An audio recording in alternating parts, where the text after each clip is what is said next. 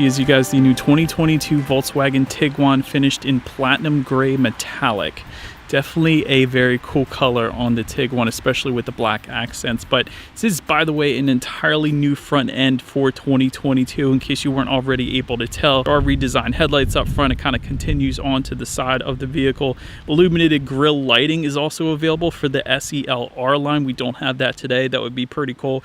We do have the R line black, which is why you get the little R insignia within that front grille, which is pretty nice. But a lot of black accents, of course, as well because of that. But including on the front fascia, let's go ahead and start up front here. Gloss black accents because we have the R-line black found on the corners there, just around the front air curtains, helping direct air around the wheel and tire combination, as well as on the grille there too.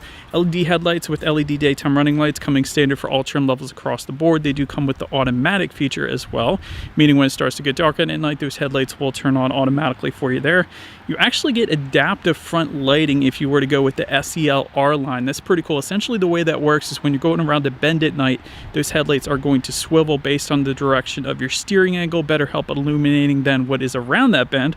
Kind of a safety feature in itself there, but pretty much rounds out the front. Again, like I said, a newly refreshed front end for 2022. Definitely looks good. But now let's go ahead and make our way to the side of the Tiguan. All right, so now since we are around to the side of this one, let's go ahead and start up top. Roof rails do come standard for all trim levels across the board. When it comes to those window surrounds, they're either going to be finished in chrome or black, depending upon which trim level that you go with. And since we have the R-line black today, all of our accents, of course, are going to be in black, but accenting on the front fender as well, and specifically with the R design, you do have the R logo found on that front fender. Actually, it's on the driver's and passenger's door, but the accents start on the front fender. I'll put it that way. When it comes to those side mirrors, they are body-colored, power-adjustable side mirrors. They will be heated for all trim levels, by the way, and LED integrated turn signals also coming standard. But like I said, since we have the R design black, our side mirrors are not going to be body-colored. They will be black, of course. That makes sense. I'm going to also mention, when it comes to the side skirts, because this is something that always bothers me a little bit,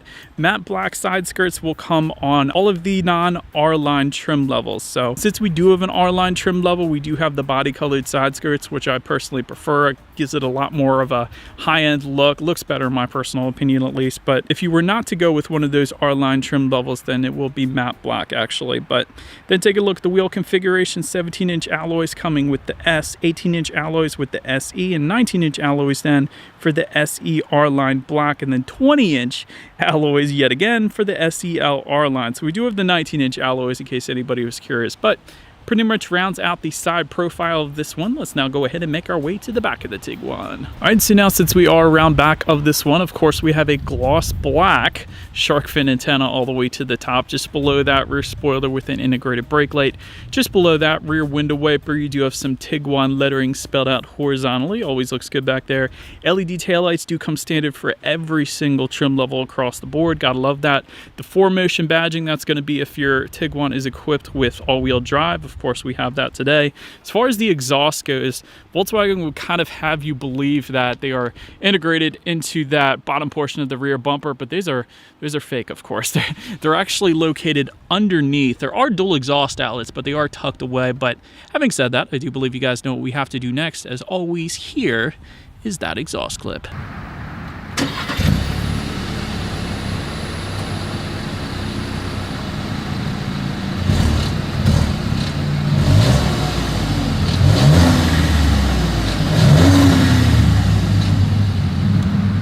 Alright, so now since we are around back of the Tiguan, when it comes to opening that rear tailgate, there are a few different ways to go ahead and do that. And by the way, it is a hands-free power tailgate for the SEL R line, and then power tailgate is available for the other trim levels. But there is a button, of course, on the tailgate itself. There's a button on the key fob, and there is a button on the driver's side door then as well. But so then once opened up, when it comes to cargo capacity, I'll give you the 3-row numbers first and then the 2-row that we have today. If you were to go with the 3-row configuration for the Tiguan, behind that third row comes in at 12 cubic feet. If you have that folded down, 33 cubic feet, and then with all rows folded, 65.3 cubic feet. But for the 2-row configuration, 37.6 cubic feet behind that second row, and then 73.4 cubic feet with that second row folded flat. So a little bit more space because you don't have that third row if you were to go with the 2-row configuration like we have today. But I did want to mention to you guys, within that cargo area, You will find, of course, cargo lighting, but it's not just regular, it's LED cargo lighting. You don't always find that. So I do want to mention that there is a cargo cover available. There are grocery bag hooks back there as well, which I always like to see. There's a little bit of indented storage on both sides in the very back, which I thought was pretty cool. Then if you were to lift up underneath of that cargo floor, you are going to find a spare tire with a little bit of storage. Maybe you can store some things in there then if you wanted to. But then making our way to the rear legroom, that is going to come in at 27.9 inches for the 3-row configuration. So if you go with that 3rd row, that's what you're going to get. But for the 2nd row, either way, that is going to come in at 38.7 inches. So for reference, I'm an even 6 feet tall. This is how much space I had in that 2nd row. Rear ventilation is going to come standard. There is one USB charging port and one 12-volt power outlet if you were to go with the SE trim level and up. And of course, you will find a rear center armrest with cup holders then coming standard back there as well. But then making our way to the front seats, manually adjustable cloth seating with the S trim level, 8-way power driver's seat with 4-way power lumbar for the SE trim level and up, VTEX leatherette seating for the SE trim level and up, heated front seats then for every single trim level across the board. You gotta love that because you usually don't get that with other manufacturers. The fact that it comes standard for even the bottom trim levels, so that's pretty cool. Overall, seats were plenty comfortable. I had no issues in my test drive here today. Then taking a look at the steering wheel because it is actually pretty stinking cool.